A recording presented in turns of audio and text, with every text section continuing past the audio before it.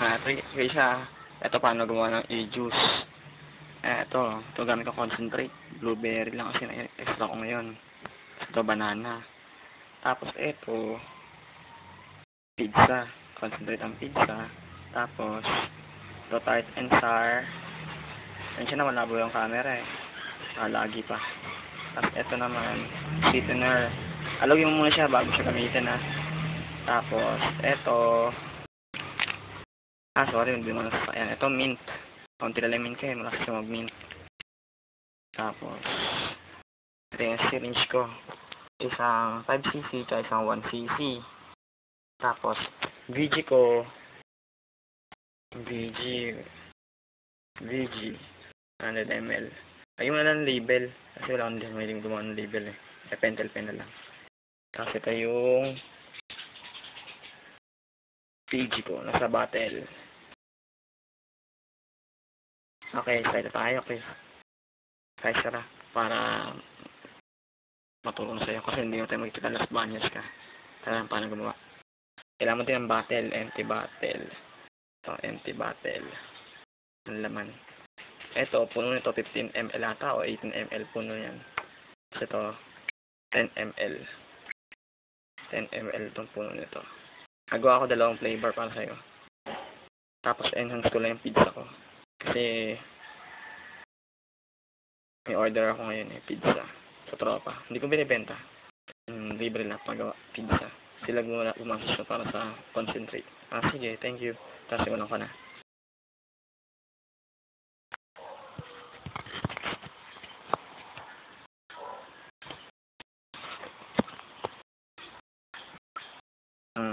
Siyempre, simula. Kuha ka bote. Kuha ka bottle. Tapos, lagyan mo ng 4.5 na VG.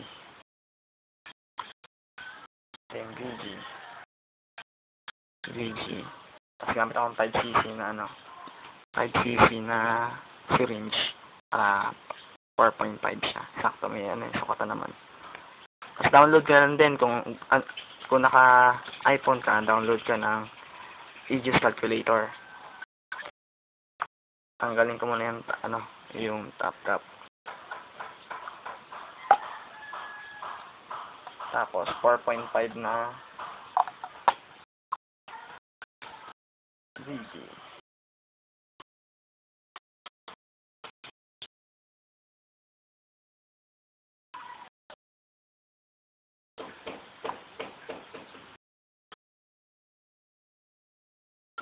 Ayan, 4.5 siya.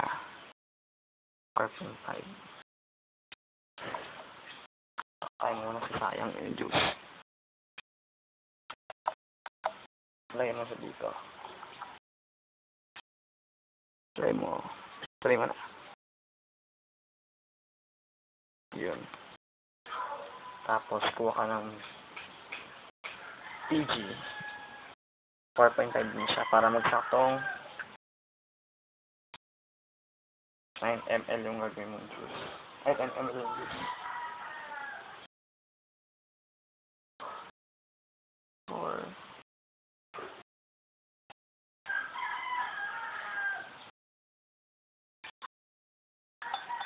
Ayan, 4.5.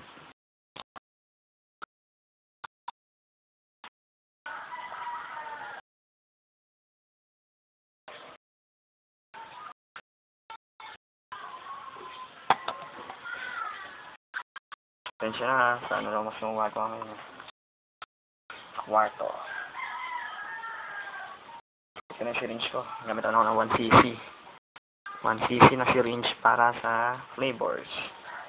Ang gamitin ko muna ngayon ay blueberry. Parang kung wala ang syringe, sa calculator sabihin naman nila kung ilang drops yung Ako, dahil bottle type ako, gagamit ako ng 23 drops na blueberry para sa blueberry flavor.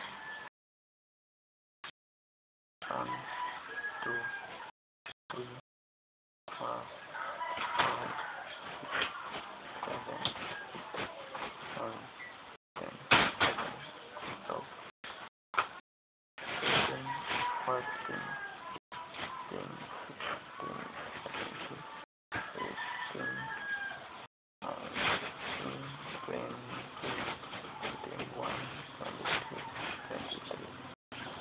Eh, gusto ko din kasi yung ano eh, blueberry. Gusto ko din may banana. Masarap din yung blueberry banana. Lagyan ko ng banana kahit na 4 drops.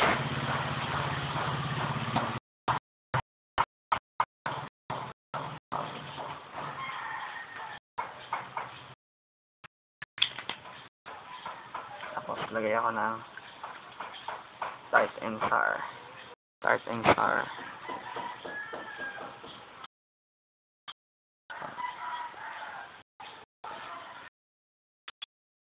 Tapos, ito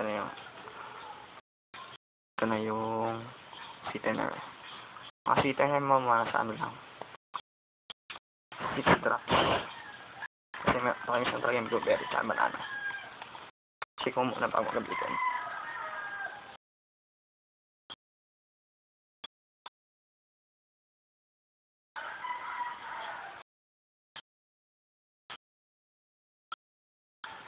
Tapos, dahil may ko sa mentol, ubusin ko ito mentol ko.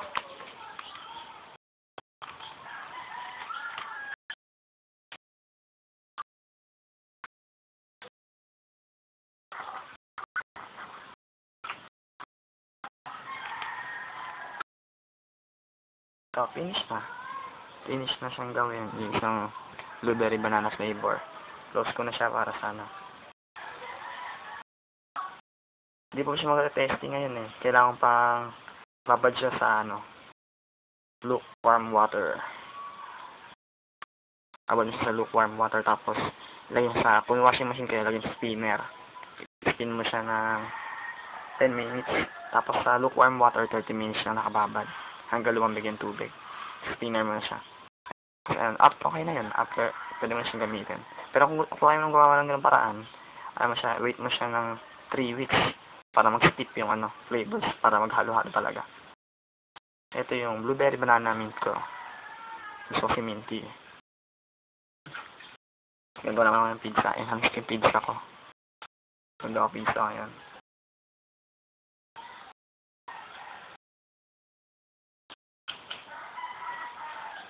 Sa pizza, wala ko dropper eh. Gamitan ko ng syringe 1cc.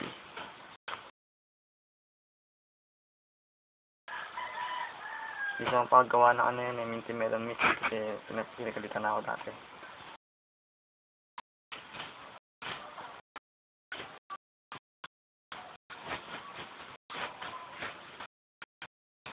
Pang ml na pizza.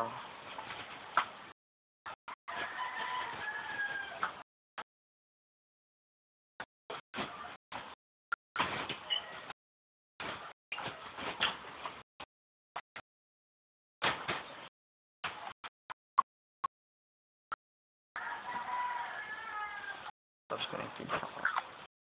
Tapos, kasi pizza, hindi mo sila matamis ang pizza, di ba? Lagyan mo siya tart and sour na lang. Tart and sour. Mga drops.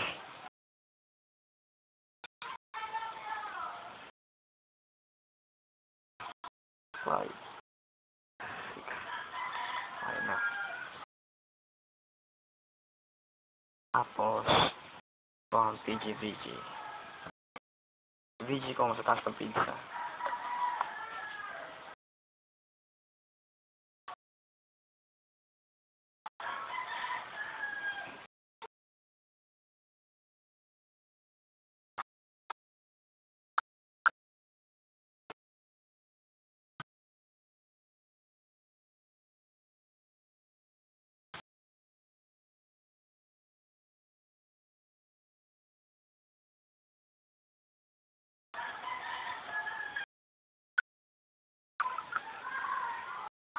Tapos, VG. Mga pearl lang.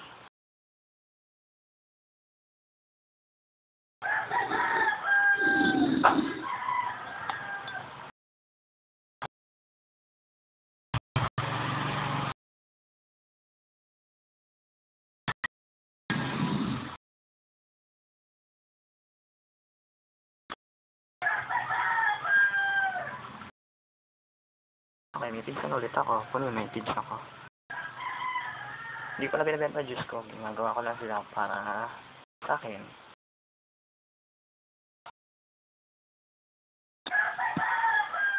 gawa din ako doon. Sige guys, tara. Okay na. Okay na yung video. Pakomenta lang. Salamat. Bye-bye.